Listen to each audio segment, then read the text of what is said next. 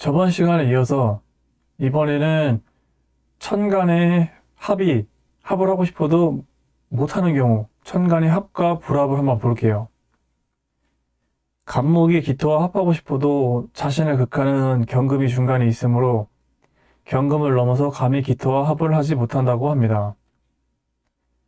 갑목일간이 이 음간인 기토를 보면 합을 하고 싶은데 하지 못하는 수가 뭐냐면 내 앞에 편관이나 이 경금 있을 때 편관, 나를 공격하는 칠살이 있을 때는 이 칠살을 뛰어넘어서서 이 기토하고 갑기합을 못해요. 그러니까 이 편관이라는 글자가 칠살이고 나를 극하는 글자인데 어떻게 감히 니네가 나를 두고 너네 따위가 나를 두고 합을 할 수 있느냐, 네, 그런 이치. 기토가 갑목과 합하고 싶어도 자신을 극하는 을목이 중간에 있으므로 을목을 넘어서 감히 갑목과 합을 하지 못한다고 합니다. 갑목 같은 경우에 이제 똑같은 글자가 비견인데 그 비견 앞에서 지들이 합을 하지만 이거 같은 경우에는 지들이 합을 할 수는 없는데 그래서 내가 합을 하고 싶은데 합을 못해요. 저번 시간에는 앞에 비견이 떠서 지들끼리 이렇게 합을 해서 합거가 됐지만 이번에는 을목이 기토랑 둘 다 음이라 합을 못하는데 갑기 합을 하고 싶은데 못해. 그게 왜 그러냐면은 이 갑목 입장에서 그 음은 겁재예요. 나보다 강한 글자.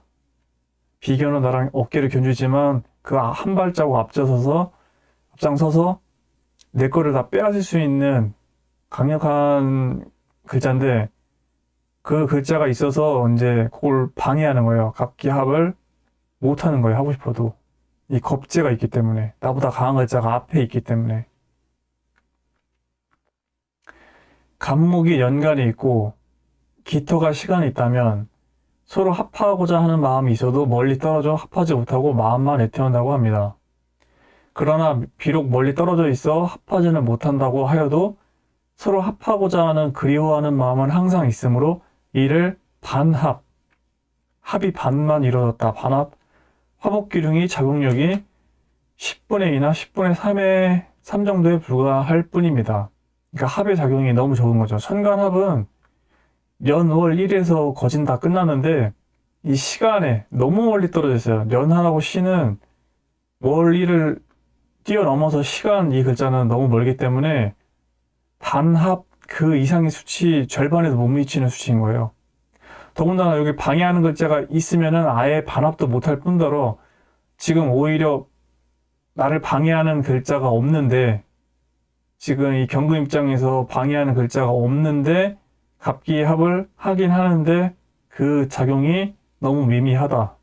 그래서 천간에 있으면 뭐 갑기합을 한다 그렇게 막 무작정 막 그렇게 보면 안 되는 거예요. 그렇게 보면 안 되고 이 공부를 해서 연월일에 떴을 때는 어떠한 이치 때문에 합을 하고 못하고를 알고 그 다음에 연간하고 시간은 무조건 그 합이 반합이 못 미친다라고 그렇게 알고 있어야 되는 거죠. 천간에 뭐 무조건 갑기합을 할 수 있다. 이 편관 칠살이 떠 있는데 뭐 갑기합을 한다. 말도 안 되는 소리고. 그 다음에 이 연간하고 시간이 이렇게 멀리 떨어져 있는데 이게 둘이 합을 한다. 그것도 맞지 않는 이치고. 이거는 자평명리학에서 심효천 선생님이 쓴 그거기 때문에 그 이론대로 보게 되면은 천간의 이 합은 연하고 시간 너무 멀어서 미미하다. 갑목 시간 기토 인성에게 마음이 있으나 멀리 떨어져 있어 실제 합하지 못하게 되므로 갑목 신금일간의 정제로서 작용할 수밖에 없고 기토는 신금일간이 인성으로 작용할 수밖에 없지만 반합의 작용으로 인하여 화복의 10분의 2, 3 정도에 불과하다고 합니다.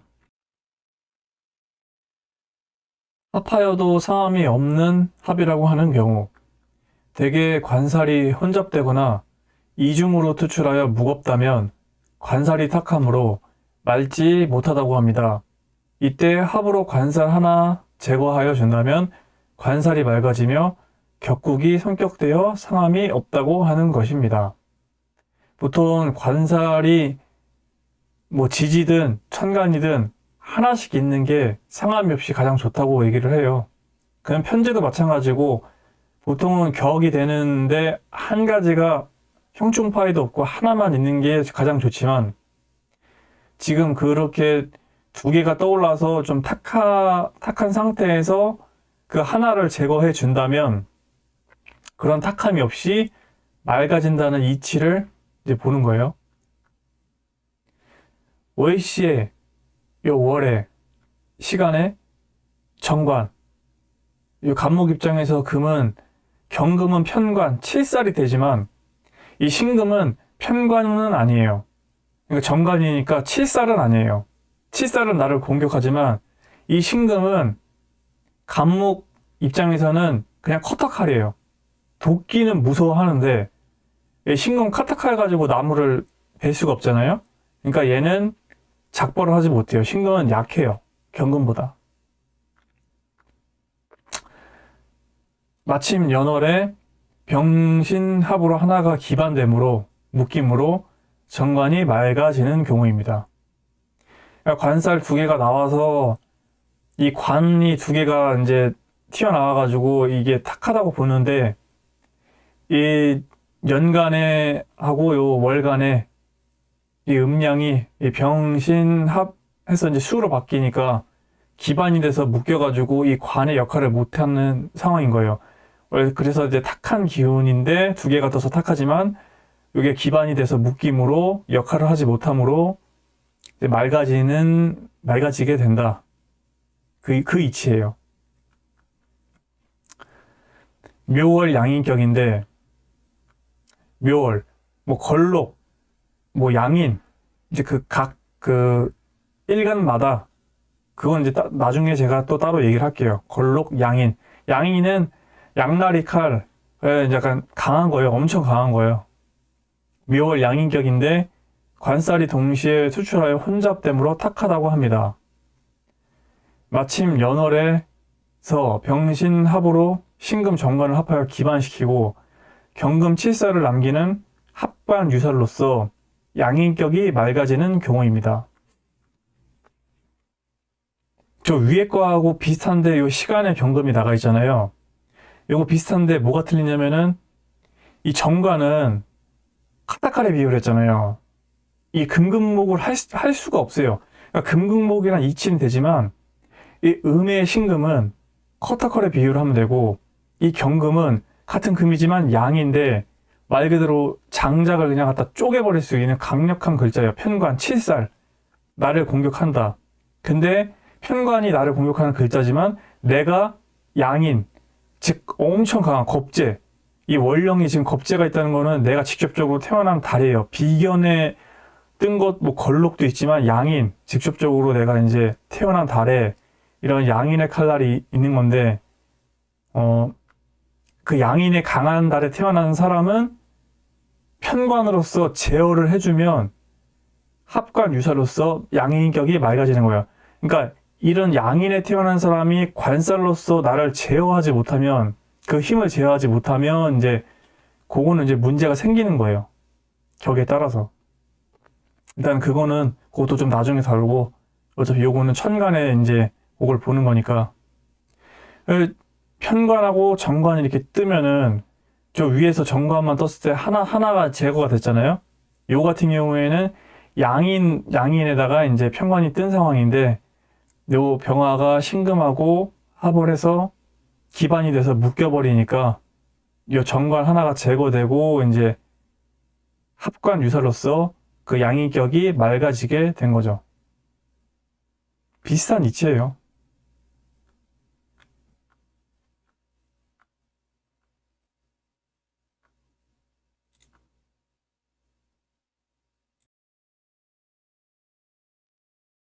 이번에는 그 여자 입장에서 한번 설명을 한번 해볼게요. 연간의 경금 정관은 을목의 일간이 쓰는 정관으로서 천간합이 된다고 하여도 합거라고 하지 않는다는 것입니다. 오히려 더욱 친밀하게 조직에 소속되어 권한을 행사할 수 있는 것입니다. 여자 입장에서 이 을목 입장에서 경금은 정관, 남편이래요. 근데 만약에 지금 을목이 요 월간에 비견이 떠 있다면, 지금 이렇게 떠 있다면, 이제 그거는 뺏기는 거지만, 이런 식으로 방해하는 글자가 없다면, 을경합을 해서 일간이 쓰는 거예요. 월간에 방해가 없으니까, 이 을경합을 해가지고, 천근합이 된다고 해도 합거라고 하지 않는 거예요.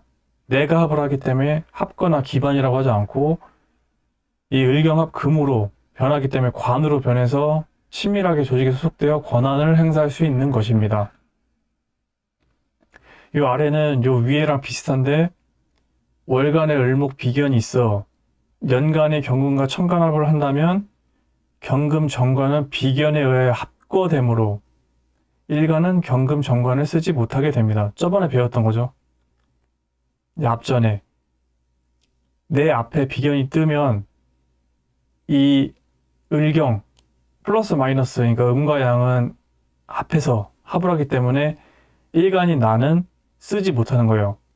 남자 입장에서는 뭐 간목일간이 이 쟤랑 합을 하면은 이게 앞에 비견이 있을 때 쟤랑 하면 이제 쳐도 뺏기고 막 그러잖아요. 그러니까 여자 입장도 똑같아요. 내 앞에, 내 뒤에 있는 것도 아니고 내 앞에 운에서 오거나 내 앞에 비견이 떠서 이 정관하고 합을 하게 되면 뺏기는 거예요. 말 그대로 내 친구나 이 형제나 가까운 뭐 동업자가 됐든 뭐가 됐든 내 앞에 있기 때문에 이 관을 쓸 수가 없어요. 정화일간이 여성이라면 임수 정관은 남편이 됩니다. 가까이 있으므로 합이 되면서 친밀하여 정이 더욱 두텁다고 합니다. 그러니까 이 나랑 똑같은 글자가 연간이 있다면 이 연간에서 임수를 끌어당기기 때문에 못 갖는 거예요. 그냥 바라만 보고 합거가 돼갖고 뺏기는 거예요. 근데 이 월간에 바로 붙어있기 때문에 너무 좋은 거죠. 방해하는 글자가 없으니까. 정관 남편하고 갖다가 합을 하니까. 요렇게 구성이 되는 게 가장 좋아요. 이 시간에도 방해하는 글자가 없고 이 월간에서 나랑 직접적으로 이 관이 나랑 합을 하기 때문에 너무 좋고 이 아래쪽을 보면은 좀 완전히 또 틀려요.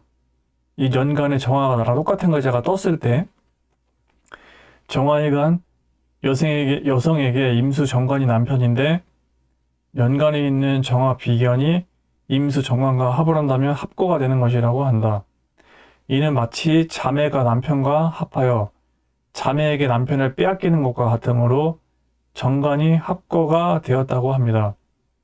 임수 정관은 정화 비견과 합하여 합거가 되므로 남편이 있다고 하지만 남편이 남편 노릇을 하지 못한다고 하는 것입니다. 그러니까 비견이 있으면 결혼을 못하고 이렇게 그런 게 아니에요. 있어도 그 역할을 하기 힘들다고 하는 거예요. 이게 뭐가 떠 있으면. 그러니까 뭐 빼앗길 수도 있어요. 결혼 전에는 뭐 나랑 친한 친구나 뭐 형제 자매에게 남편을 빼앗기는 그런 이슈로도 보지만 결혼을 했다면 있어도 남편 노릇을 하지 못하는 거예요. 왜냐면 관이 이 남편인데 남편이 이 비견하고 합을 함으로써 기반이 돼서 묶여서 이 관의 역할을 못하기 때문에 여자 사주에 관이 똑바로 서 있으면 그 남자는 되게 잘 될 가능성도 높고 또 그렇게 만들어요.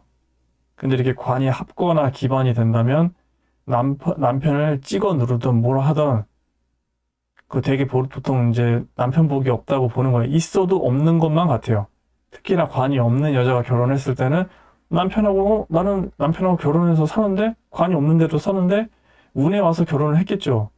근데 그 운에서 이제 사라지면 이렇게 관이 이제 이런 식으로 갖다 구성이 돼 있으면 그러니까 있어도 없는 거가 같다. 역할을 하지 못해요. 관이 역할을 하지 못해요. 이 천간뿐만 아니고 이 지지에서도 충파회로 갖다 깨지면은 관이 힘을 못 쓰기 때문에 그거는 이제 격을 보고 막 하는 건데 그것도 좀 나중에 지금은 자평진전에서 얘기하는 천간의 그 역할만 보는 거니까 그러니까 여자나 남자나 이 구성에 따라서 이 비견이라는 글자, 겁재라는 글자는 나한테 상당히 안 좋은 역할도 해요. 근데 걔네들이 좋은 역할을 할 때가 있지만 거진 안 좋다고 보면 돼요. 천간이 나왔을 때는 내 거를 빼앗는 역할이 강해요. 힘을 합쳐서 같이 나가는 경우도 있긴 한데, 그렇게 알고 계시면 될 것 같아요.